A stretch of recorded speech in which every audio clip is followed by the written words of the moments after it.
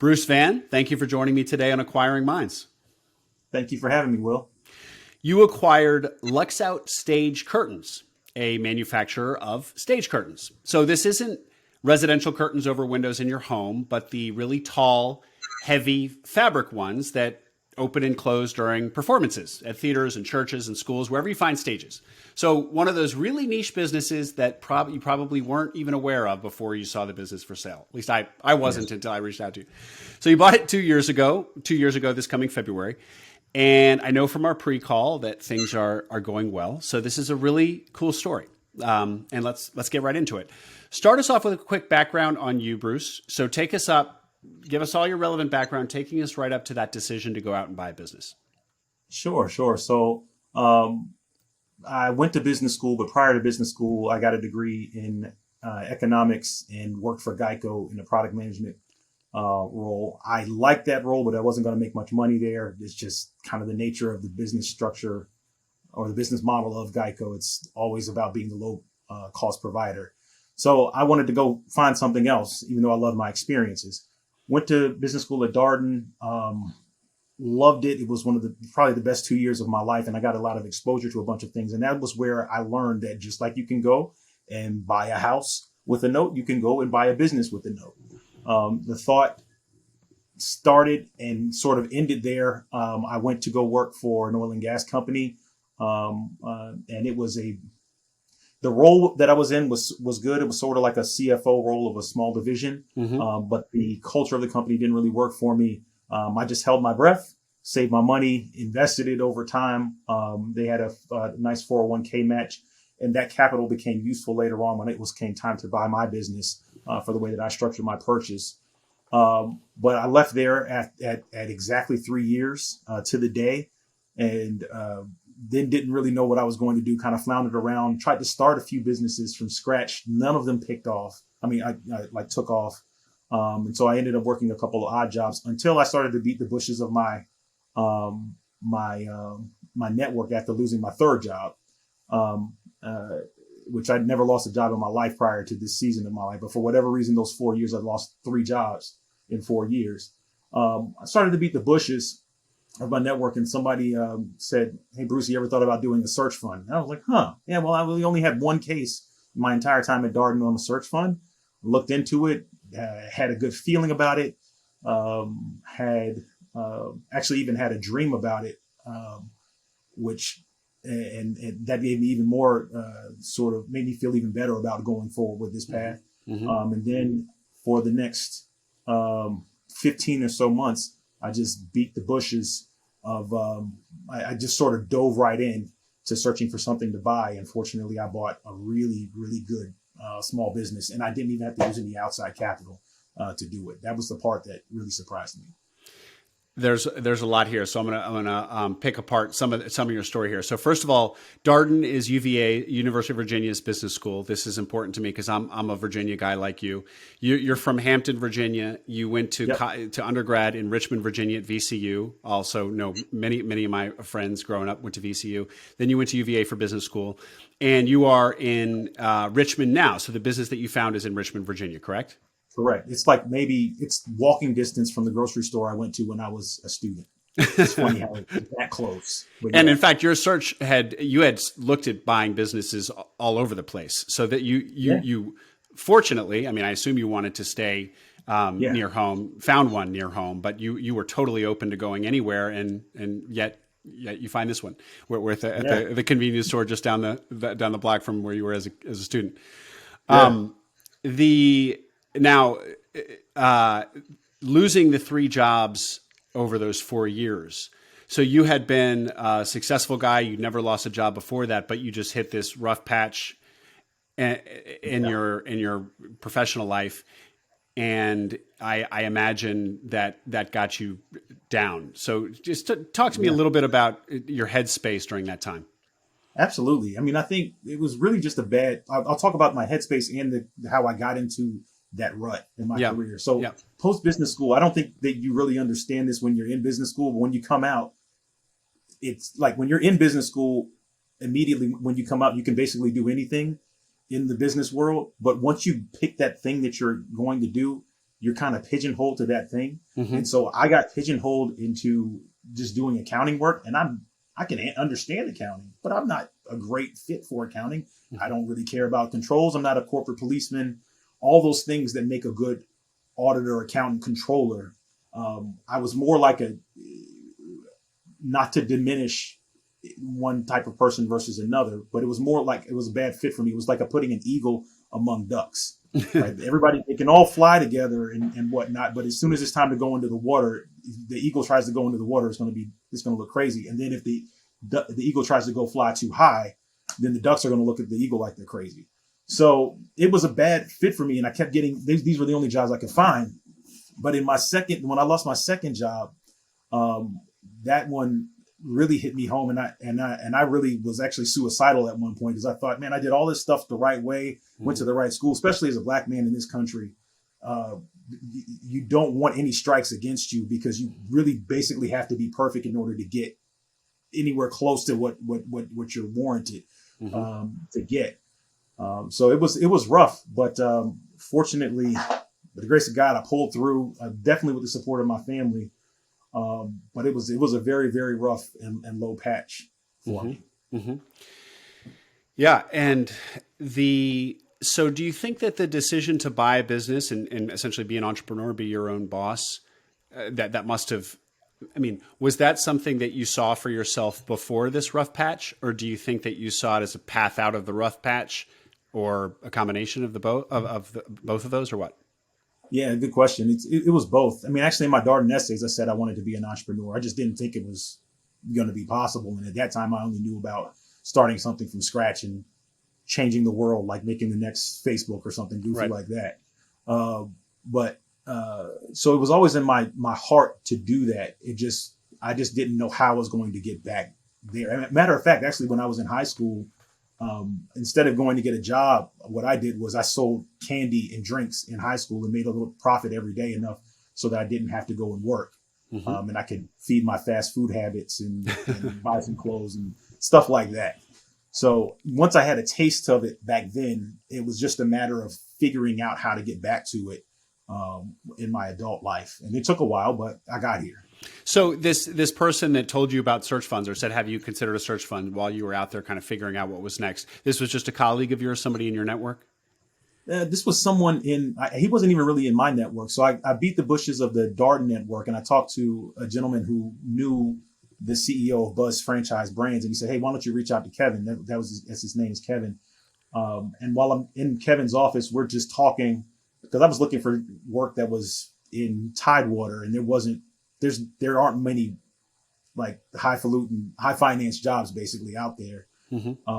And the thing that's when he, at the end of the conversation, he said, hey, I might be able to put you in contact with somebody. And that sort of just began the whole thing for me from there.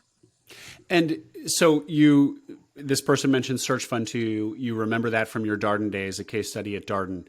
But what you proceed to do is not the traditional search fund where you raise money with the whole structure and model. You just were going to buy a business for yourself. You had saved up. You're really good with money. You'd saved up all this money over the course of these years, and so you had enough money to make a down payment or the 10 to 20%, and bring on the SBA loan as the other piece.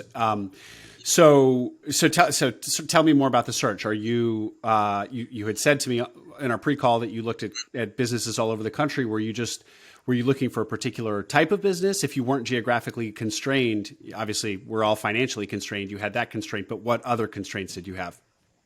I didn't care about the industry. I didn't really care that much about where it was. I just cared that I could find something, one that I knew I could scale and wrap my head around. I wanted something that I felt like I couldn't mess up with my highfalutin MBA ideas, because we all have them and think that we know what we're talking about. And then the market gives you a sense of a slap in the face and says, no, this is what I really want.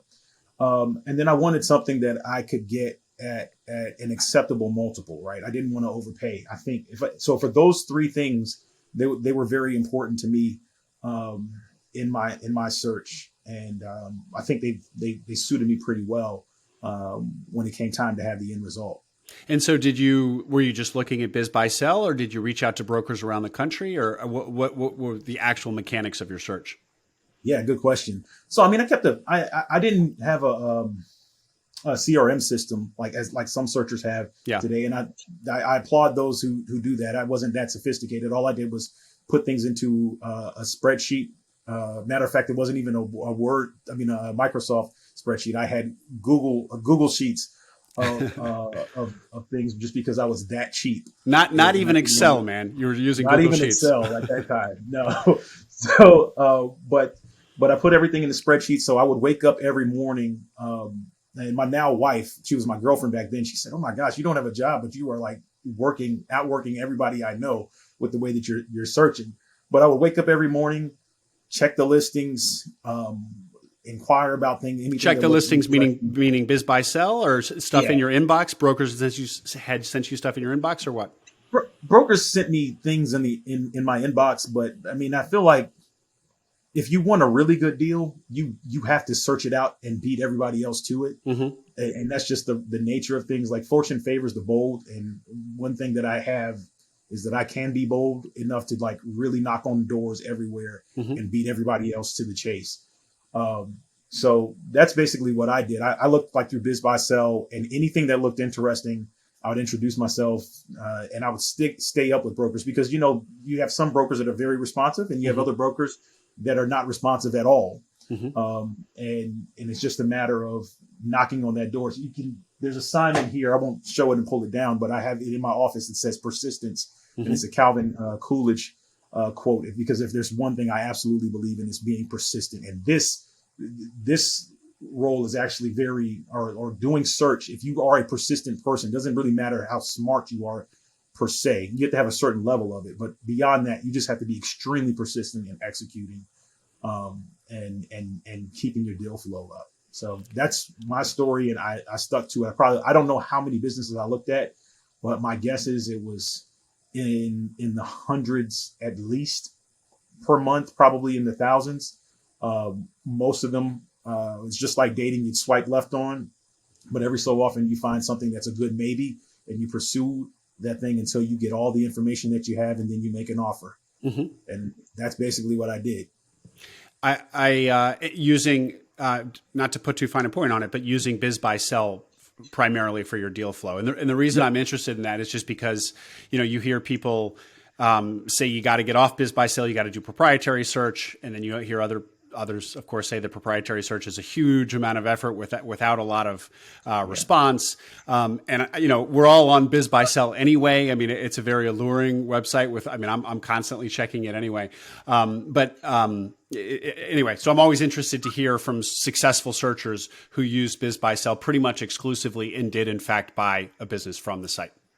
Well, let me add a caveat to that. I started out with the proprietary search, but what I found with the proprietary search was deals are much harder to come by. And then most sellers, they just think their baby is far more valuable than it actually is, in my experience. Yeah.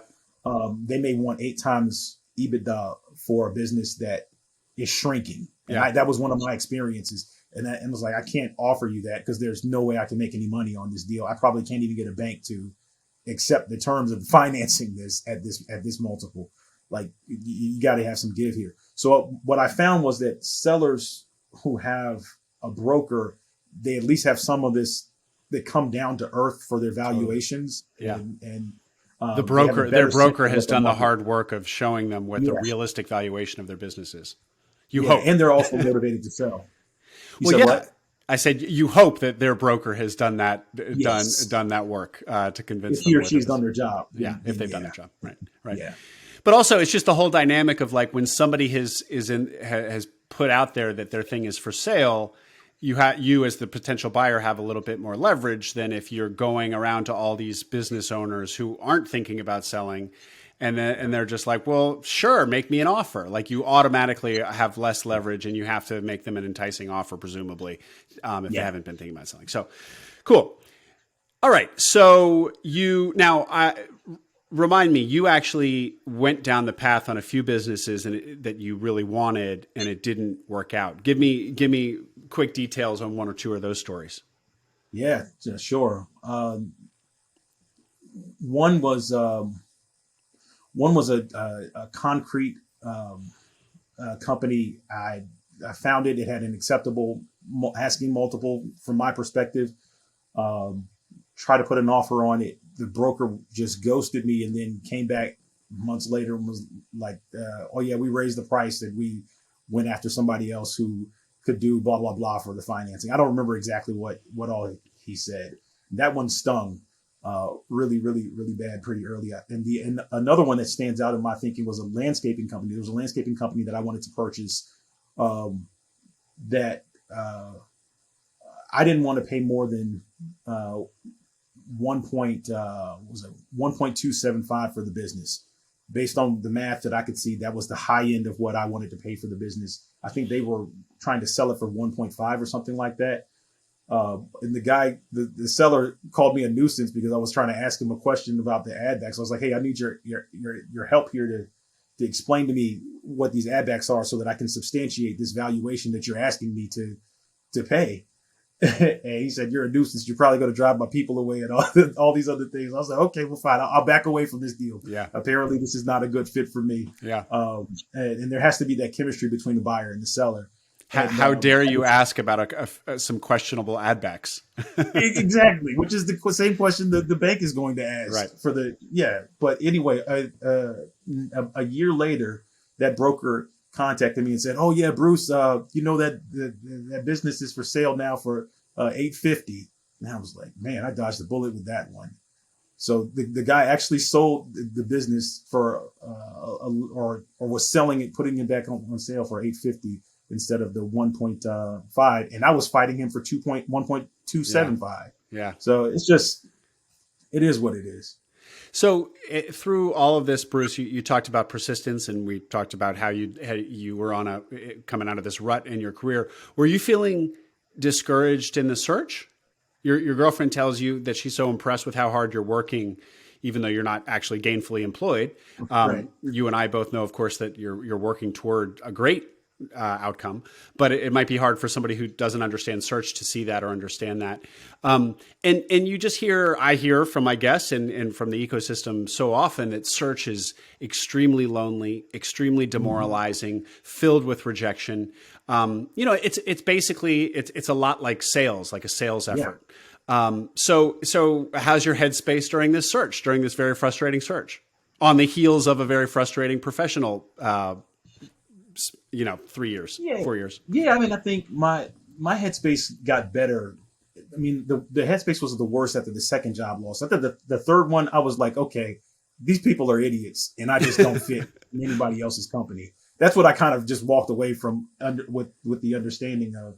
And so I knew there was something out there for me. I just didn't know what. I didn't know where it was. And plus also, like I told you, I had a dream. For whatever reason, when I first started to consider doing a search fund, I had a dream one night that I was pulling my car into a parking space, and whatever business I had bought in this parking space was in the middle of the hood somewhere. And it just so happened that the business that I bought is kind of in the middle of the hood of Richmond. So, so I felt like I was on the right path. Uh-huh.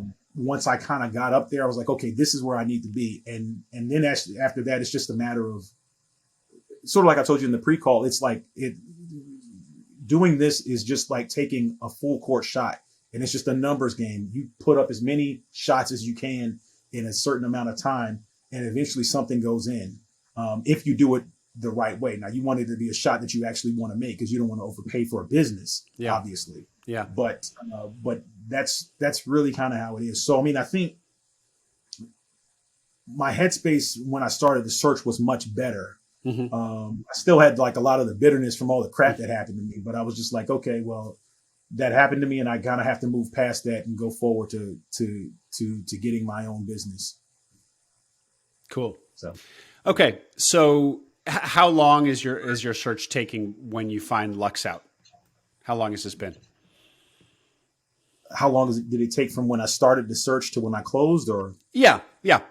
Well, okay. How long had you been searching when you found Lux Out? And then once you found Lux Out, how long did it then take to close on the business? Yeah, so I started my search in November of 2018. It was November. It was no, I'm sorry.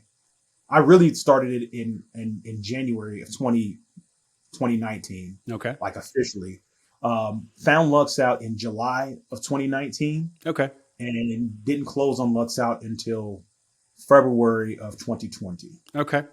So So six all months in of all, six yeah, months of searching, and kind of just searching without really anything going anywhere very serious. Then at month 6 or 7, you find Lux Out, and then another 6 or 7 months before close. yeah, because it took a long time to negotiate. It took like I had my signed LOI around I want to say Thanksgiving Mm-hmm. of 2019, and then and then I presented that to the bank, and then it took a long time for them to get all their ducks in the row so that we could close on the business. So can you tell us about Lux Out? Tell us a little bit more than I said in the intro about what it does, and then tell me Yeah, about the size of the business and any of the numbers that you can share on your on its revenue and your offer for it, et cetera. yeah, sure. So Lux Out has been around since the 40s. In some form, it started out as a company called Tuckahoe Drapery Cleaners. Used to clean curtains, but now is in the business of manufacturing stage curtains for theaters. And our industry is very. What's attractive about our industry is that it's kind of geographically segmented. The nearest competitor to the north is in Pittsburgh. The nearest competitor to the south. There are actually a couple of competitors in North Carolina and one in South Carolina. One in Georgia that I can think of. There's several in Florida, but we kind of mainly have a pretty good foothold on the mid-Atlantic because there's only so much space in this business. Mm-hmm. And if you don't know what you're doing when you're making stage curtains and when you're bidding them, Mm-hmm. you can very quickly drive yourself out of business. I actually saw somebody do exactly that, even in my short tenure here. So the bulk of the business is the stage curtain business. We do it for new construction and we do it for replacements. Um, we have some things that are key differentiators from us from everybody else. For one, we have an online quote tool for our stage curtains. So any person can go up there, and if they know the dimensions and the specs of exactly what they want, they can do that. My salespeople use the online quote tool, and then they quote it for the customer. Um, we are, to my knowledge, the only company in our industry that has something that transparent. Um, the other thing that we have that kind of differentiates us is that we make our curtains in a certain way that makes them safer and they look better. The folds or the pleats stay in the curtain from top to bottom in a way that's a little bit better than everything else that I've seen that's out there. Um, so that's sort of the key differentiator there. Then there's another part of the business where we make shades, window shades. We have a high-end line of window shades called Lux Out Shades, and we have a separate website for that. Um, let's see, what else should I say about the business? We are in terms of revenues are in the 7 figures. I plan to grow it substantially. But hey, the pandemic came and definitely changed some of those plans, but still we're back in the place where it seems like we're on the path to growth again, as a company, just from what we've seen with our orders. I wanted a business that was hard to mess up. Mm-hmm. It was very important to me. And one thing I also like about this business is that it has a long sales cycle, right? Like, so a school district or a construction company may decide to purchase their stage curtains 2 years in advance. And then, so the order's placed for that amount of time. That's the long end. The high end of it is that long, but it may be shorter, especially for a school district. And then we may make them, and then it will take a certain amount of time for us to make them and bill them and collect on the cash and everything like that. So even with the disruption of the pandemic, we still were all right. And we had our best year in 2020 as a company, even though our orders were down substantially. And I don't think that's unique to us as opposed to anyone else. And then in 2021, we came out all right. We crawled forward. And now in 2022, it looks like we're going to be in a really good spot for growth as a company. As far as what I paid for the company, I gave you the number of what I was talking about for the landscaping company. So you could tell that I was looking for companies that were less than 2 million in purchase price. Mm-hmm. That was just because of what I could afford at the time based off of my savings. But I got this company. The cool thing about it, I got this company at an awesome multiple. It was when it was all said and done, it was at a two times EBITDA for a company that had been growing pretty substantially. And I think part of the reason I was able to get that, actually the main part of the reason I was able to get that is because I looked in places that other people didn't look, right? I think for larger targets, everybody's looking at larger targets, for one. And then two, the broker had reported cash flow, but didn't really understand that the cash flow that he reported wasn't even EBITDA. It was the net income, and it was the net income after the previous seller and his wife paid themselves a salary.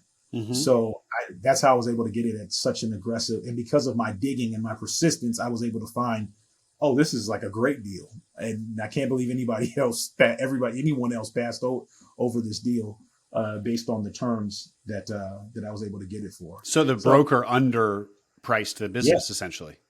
Yeah. Yeah. By a lot. And what that did for me was it made it so that the moment I purchased the company, my net worth went up substantially, which was great. Well, you're kind of like your equity. You had immediate equity because, in theory, you could flip the business and turn a profit. So,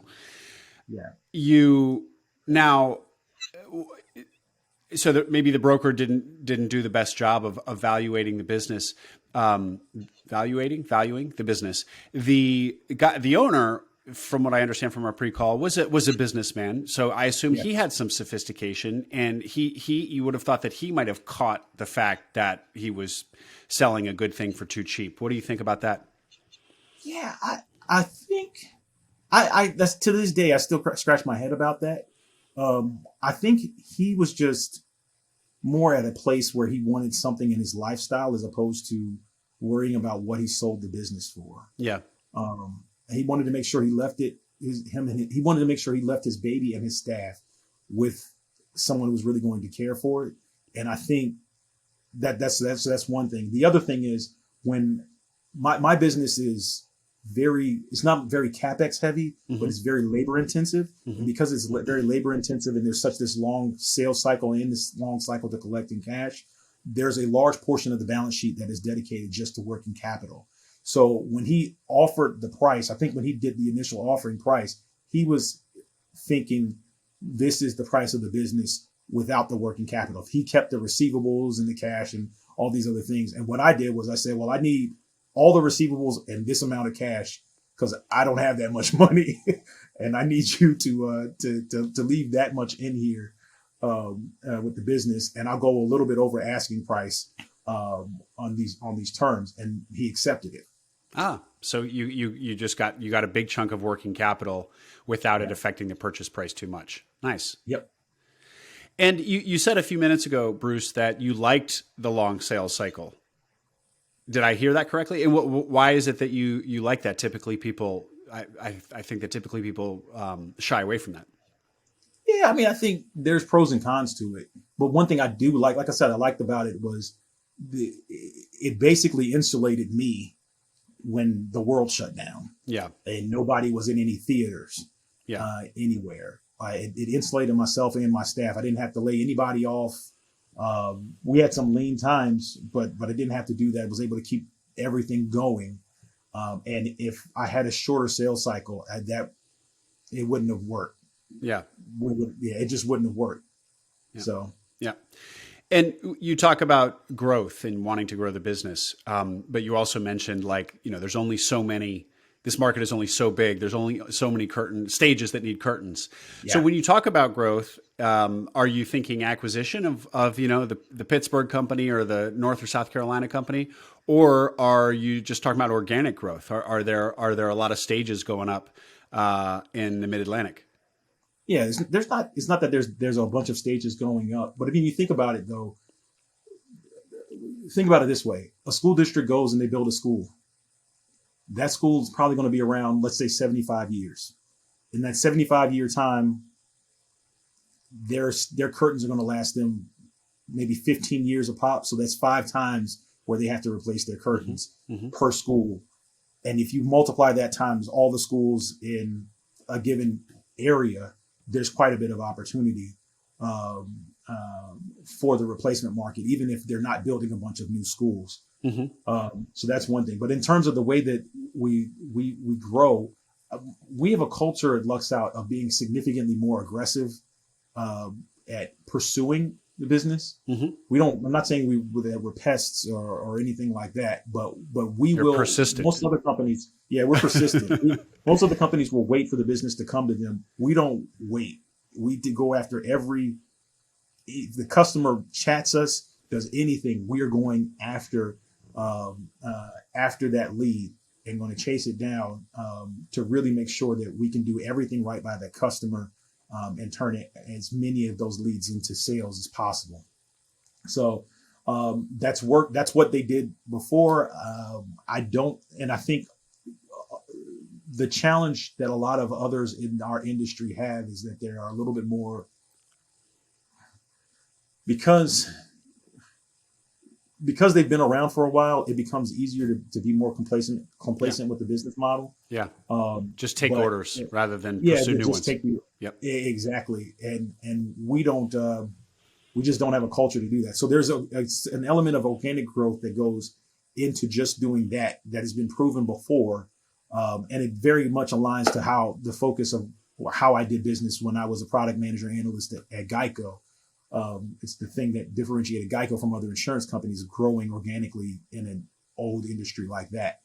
The other thing is, if I'm able to acquire something that already exists, I'm more than happy to do that. I mean, I would love to have those conversations with anybody in the industry, and I would have to, of course, make sure that it's under acceptable terms for both them and for myself.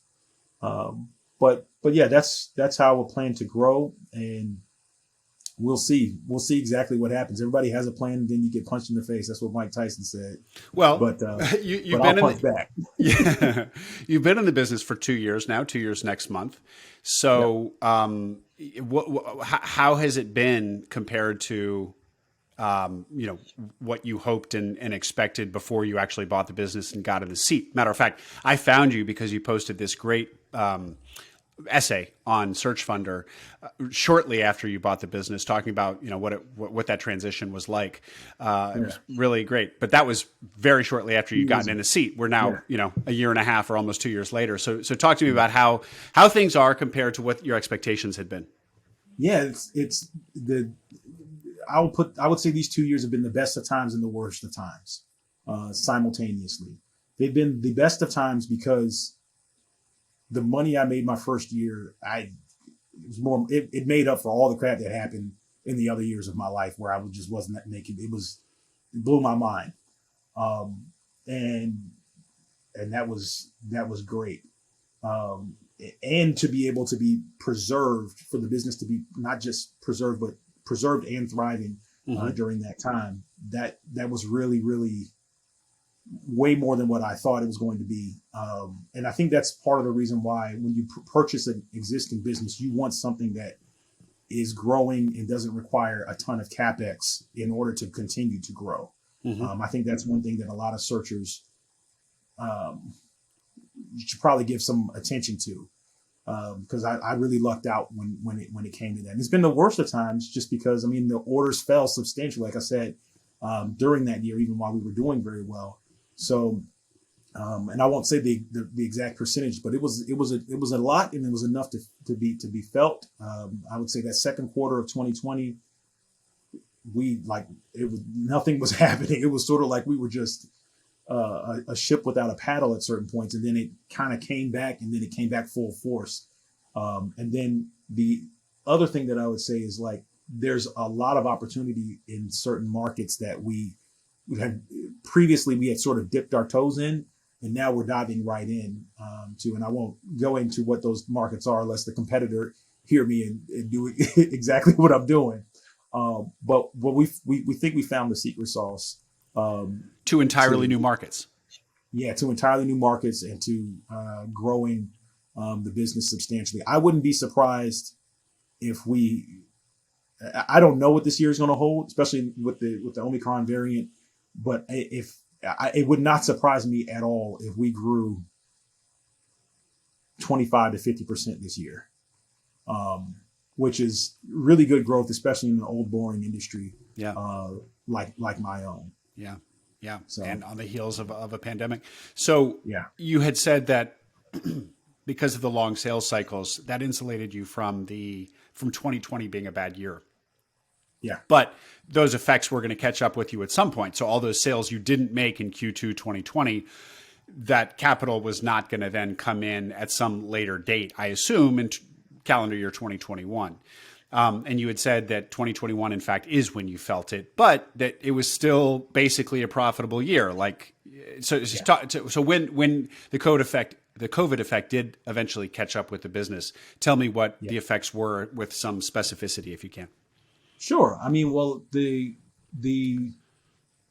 we still had the profits, but they were down about. I'll put it this way: the profits were up in 2020 from 2019 by about am I thinking of this right? I want to say a third. They were up in 2020 from 19 by about a third, and then down in 2021 by about half. And this is after paying myself my salary, of course. I'm thinking of things that just hit the income statement. And you have to also think that in 2020 we had there was that time period where the SBA was covering the banknotes and things like that. Yeah. So that was an extra boon to it.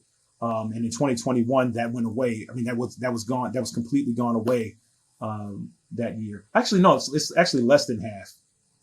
Whatever it was less than half because I forgot I made a charitable donation toward that end.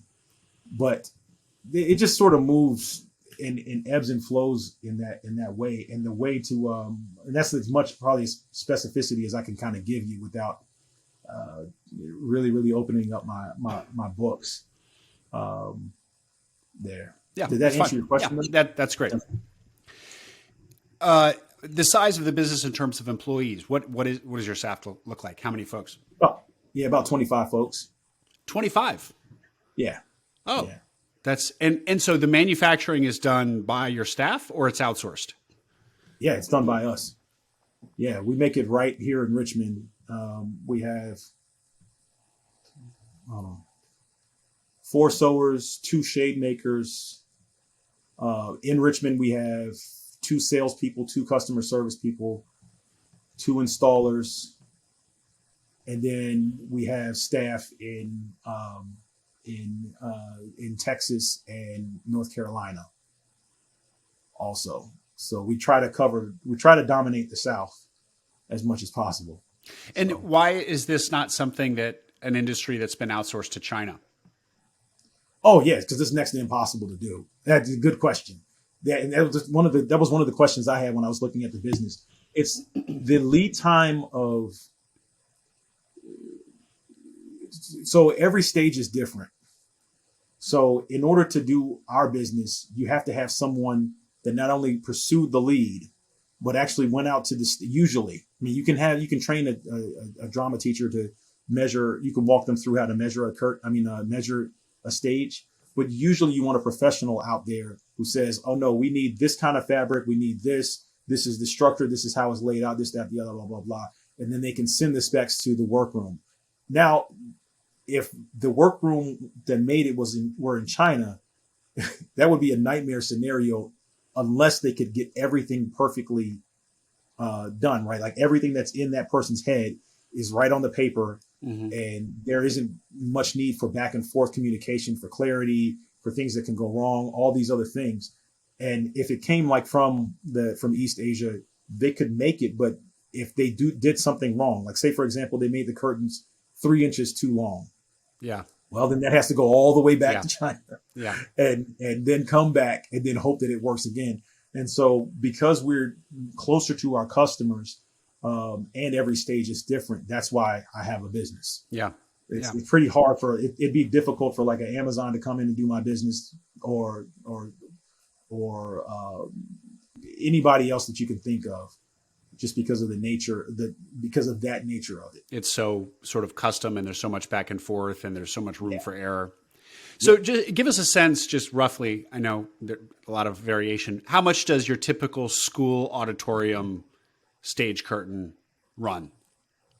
Yeah, it varies. It depends on the size of the stage. I mean, for an elementary school, you're probably looking, most elementary schools, to replace their curtains is probably going to be $4,000 is my guess. To put the track up and do all that other stuff, it's going to be significantly more expensive, because putting track, which is what the curtains hang on, is a little bit harder, and it's certainly harder to do the rigging, which is done at new construction. But as a school gets bigger, middle schools will be, we'll say 7,500 to 8,000, something like that. And then high schools are probably going to be high schools are probably going to be somewhere in the neighborhood of 10 to 17,000, depending on the size of the high school and the number of curtains and things like that. And then larger auditoriums, they can become very huge. You can spend, we just did a job in Richmond. Actually, we just did a job at the Main Street Station in Richmond, which is where the governor-elect is going to have his, I guess he's swearing his party or something like that. He's having some event there in a few days once he gets sworn in. The guy who did all this upset in the politics of the country, and everybody was looking at Virginia. Yeah. But he's doing it there, and that was I won't say the price of that job, but that was significantly more expensive than the most expensive high school we've ever done. So it just varies like that. So when we see that guy giving his speech on TV, and in the background is a pulled curtain or maybe a closed curtain, we'll know where it came from? You will know exactly where it came from. Yep, cool. That came from us. Yep. A couple more questions for you, Bruce. Sure. When I talked to you the other day, you were working from home, as many of us are, but you actually made a point of saying that you really try to create some distance between yourself and the business, because you've just got the approach, as we all should, of working on the business rather than in the business. Talk to me about how you approach that, and also weave in just like your first 6 months in the business, because while many acquisition entrepreneurs want to buy a business and eventually be working on it rather than in it, they find themselves, at least during the transition period, working very in the business. Did you have to do that? And just talk me through all of that. Yeah. Short answer to your last question is I definitely had to do that. I actually went out and did some installs of stage curtains myself, because during the labor shortage, we couldn't get guys to come to work to save our life. We couldn't even get people to accept job offers. I would come in above other offers, and they still would go and pick somewhere else. It was rough. So has that passed? Is that over? Is the labor shortage over for you? Oh, yeah. That part is the worst of it is done. We have a good team. Actually, have a couple of good team of installers now, and we're in a much better place. But that was probably the roughest part of 2021. And I'll say this, and then I'll answer your question about working in the business versus on it more broadly. But just to give you some perspective, we had, in a given month, we need to do a certain amount of business. We had a dry first 3 months of 2021. And then the fourth month in April, that month came, and it was like everything fell out of the sky, because now all these like school districts, they knew what they were going to do, whether they were going to let kids back in and things like that. And so everybody's focus wasn't on COVID. And the one thing I like about our business is regardless of whether regardless of whether you get stage curtains now or next year, you're still going to need them at some point.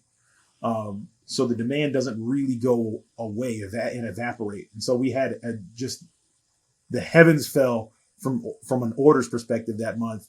But at that same time, we just didn't have anybody to install them. So it was a very tough spot. But I make sure not to do that on a regular basis. Like at least one day a week, I need just time to just sit by myself and in quietness and think. Maybe I'll go play a video game or something, whatever it is, to kind of think about the problem, do something else, come back to it, and try to have some sort of solution for it. I was able to do that a lot more the first year. And now, fortunately, I mean, now that I'm not necessarily installing as much as I was before, I'm able to do that again and take a step back. But it's critically important. At some point, you're going to have to go in and do that. One thing I would suggest to a new CEO, and I'm still having to do this with my people and getting some pushback from them, is every job, especially every critical job, and you won't really know which jobs are really critical, but every job you should have some sort of desk documentation of this is how you do the job in case the person decides to up and leave, or they get COVID and you're out for a very long period of time and the work still needs to go on. Like you need that for the sake of your business continuity. So were there processes written down by the previous owner, or have you had to write those from scratch? Oh, we had to write those from scratch.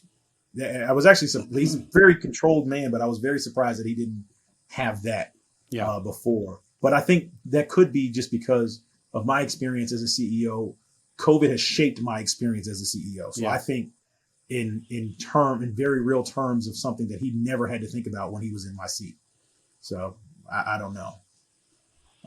But yeah, did I answer your questions? Yeah. I want to make sure I did. Okay. Good. Bruce, had you ever managed people before in your previous jobs? Had you been a manager? Yes. Yes, I did. I had, but they were always like, the folks that I kind of managed and oversaw were all accountants. Never had to manage a sales team before. Never had to manage an operations team before. And that all is different, but it's not prohibitively different. I feel like Darden prepared me pretty well for it. I assume you also had never managed as many as 25 people before. When you managed a team of accountants, it was probably just a small handful. Yeah. So how was that when you rolled in day one, looking at 25 faces looking back at you? It was challenging. I think it was challenging because everybody was on edge. I wasn't, because I was just like really calm in my life experiences and maybe just like say, okay, well, whatever happens, I'll roll with the punches. But people were really on edge, multiple folks crying, people blowing up at each other. I mean, just in the first week, it was, I wasn't prepared for emotionally what that was going to be like. I think when you start out in a business as a new owner and CEO, especially a small business, it's more like a family, and you have to be very prepared. You just have to be prepared because people bring all their childhood issues to their family, and they bring their family issues to work. And so you're just going to sort through a lot of that. And he said this and she said that. And can you believe that? And so did you have to get in there and kind of solve those problems, or did you just kind of let them dissipate on their own and kind of let things calm down kind of on their own as people adjusted to the new reality? Both. Some of them warranted me solving them. Other ones, I said, this does not affect the bottom line of my company. You all need to figure this out as adults. So it's you just kind of use your judgment. Yeah. There, but there was never a one size fits all solution for that. Two more questions for you, Bruce, both personal. Sure. just to highlight something that you said earlier about the money aspect. So you said basically like you were just kind of amazed that you bought this business and in the first year you not only paid yourself a salary, but the business also generated, let's say, six figures in cash flow. Mm-hmm. And so you go from an unemployed guy to a guy who not only has a healthy salary, I assume, is managing 25 people, but is also now the owner. It's not yours, fully yours for another 10 years, assuming you have the typical SBA loan, but essentially the owner of a business generating six figures a year in profit. Do I have all that right? And if I Yep. do, would you just reiterate how cool that is? Yeah, it's hella cool, man. I think I'm living a dream of previous seasons of my life, and that's one of the things I always told myself when I would go home and complain to my wife is like, "Oh, babe, I got to come over here and babysit and all this other stuff," and then I'd get the reminder, this is exactly what you asked for in another season of your life. So it's great so far, man. I wouldn't trade it for the world. And do I you love feel like acquisition entrepreneurship, that kind of was the path that was waiting for you when you were going through those frustrated years of getting laid off or it. Yeah. fired or whatever? Yeah. Yeah, I think I should have done this well, I mean, I think I did it at the right time for my journey. Because I mean, if I had done it prior to when I did it, I probably would have been more arrogant. But yeah, I didn't understand how realistically doable it was. And to me, it was always like the whole thought of a search fund. Okay, that's what the kids at HBS and Stanford do. That's Yeah. not what I mean. Darden's a good school. It's a very good school. But Yeah. it's like, oh, I wouldn't do that, especially coming from Darden. I I don't know for certain, but I probably was one of the least wealthy folks among my classmates. So it really, I wouldn't have thought that I was going to even be able to do something like that. But it all worked out pretty beautifully, and the returns you get. I mean, I know a lot of people kind of are scared of the SBA notes and everything like that, but the returns, if you do this thing the right way, you may legit get a 400-500% return and have to pay 6% on the capital, Mm-hmm. and that difference you keep. Mm-hmm.